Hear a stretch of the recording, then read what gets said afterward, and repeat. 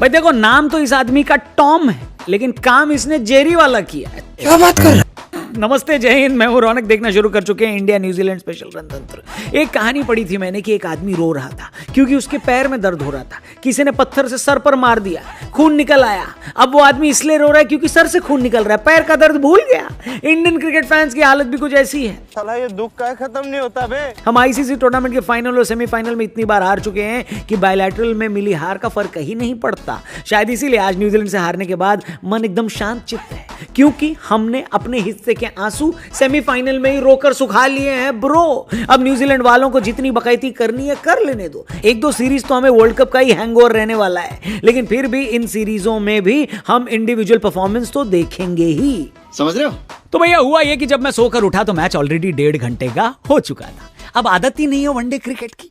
T20 में तो अब तक हमारे ओपनर्स 2 बार आउट हो जाते, इसलिए जब स्कोर देखा कि 100 से भी ज्यादा रन बन चुके हैं और विकेट भी नहीं गिरा एक को, तो बिल्कुल यकीन ही नहीं हुआ। सुबह सुबह ठंडी में जाकर ठंडे पानी से मुंह धोना पड़ा ताकि लगे कि नींद में तो नहीं है और ये सब क्या देख रहे हैं हम, लेकिन बिल्कुल सही देख रहे थे बॉस। एक और खुशी की खबर थी कि संजू सैमसन टीम में थे। न्यूजीलैंड ने टॉस जीता, इंडिया को बैटिंग करने को बोला और शिखर धवन और शुभमन गिल नेक्स्ट लेवल जा पहुंचे थे, कमाल कर रहे थे। खासकर कैप्टन शिखर तो ऐसा लग रहा था कि 2019 के बाद अपना पहला शतक मारने ही वाले हैं। लेकिन जब इंडिया का स्कोर 124 पहुंचा तो उसी स्कोर पर पहले गिल 50 रन बनाकर और फिर शिखर धवन 72 रन बनाकर आउट हो गए। अचानक से 36 रन के अंदर अंदर इंडिया के 4 विकेट गिर चुके थे। ऋषभ पंत T20 के बाद वनडे में भी अनसक्सेसफुल रहे, जबकि दुनिया के नंबर 1 T20 बल्लेबाज सूर्य कुमार यादव पहले वनडे में अपना जलवा नहीं भी कर पाए। ऐसे में बहुत जरूरी हो गया कि श्रेयस अय्यर और संजू सैमसन की जोड़ी बोर्ड पर कुछ रन लगाए, जिससे कि गेंदबाजों को डिफेंड करने के लिए अच्छा टोटल मिल पाए।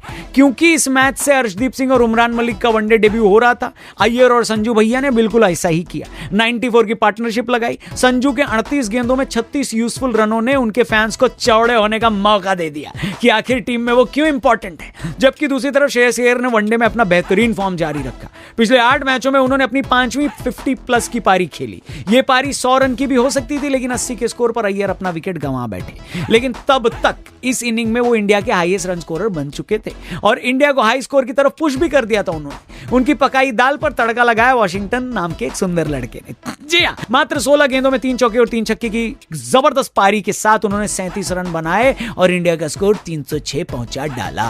300 के ऊपर का टारगेट था। वीकेंड वाली वाइब थी। T20 सीरीज जीतने की खुशी थी। हमने सोचा था न्यूजीलैंड वालों को इसमें भी निपटा देंगे। शुरुआत अच्छी भी करी। लॉर्ड ने फिन एलन को चलता किया। आज के मैच की संजू के बाद सबसे बड़ी हाईलाइट उमरान मलिक थे। T20 सीरीज में उनके न खेलने पर भी सवाल उठे थे, लेकिन आज जब उनका डेब्यू हुआ तो लोग उनको देखने के लिए एक्साइटेड थे। उमरान ने निराश भी नहीं किया। पहले ओवर में वार्म अप किया। 6 में 5 गेंदें ऐसी थी जो 140 किलोमीटर प्रति घंटे का बैरियर पार कर गई थी। अगले ओवर में 2 गेंदें 150 किलोमीटर प्रति घंटे की रफ्तार से फेंकी। जब जब उमरान मलिक गेंदबाजी करने आते, ध्यान अपने आप स्पीड गन की ओर लग जाता। मलिक को अपनी स्पीड का फायदा भी मिला। वनडे में उनका डेब्यू विकेट कॉनवे के रूप में आया। उनके पीछे पीछे मलिक ने डैरिल मिशेल को भी निपटाया, लेकिन इंडिया के हिस्से दिन में आई आखिरी खुशी थी। इसके बाद न्यूजीलैंडियों ने दिखा दिया कि वनडे की नंबर 1 टीम भजिया तलने के लिए नहीं बने हैं ना वो। केन विलियमसन और टॉम लैथम ने ऐसी मजबूत दीवार बनाई कि इंडिया की कोई भी सीमेंट कंपनी इन दोनों को अपना ब्रांड एम्बेसडर साइन कर सकती है। शुरू में दोनों आराम से खेले, लेकिन फिर जो सुताई करनी चालू करी,